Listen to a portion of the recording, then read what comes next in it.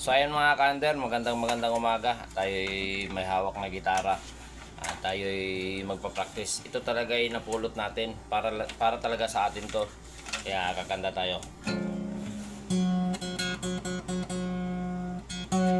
Okay.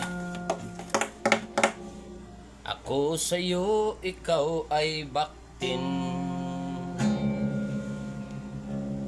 Ganda mo sa paningin. Ako ngayon'y nag-iisa.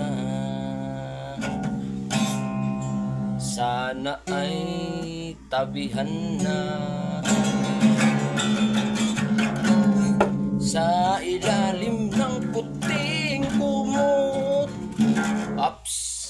Yun lang mga kander. Abang-abangan nyo sa susunod na araw.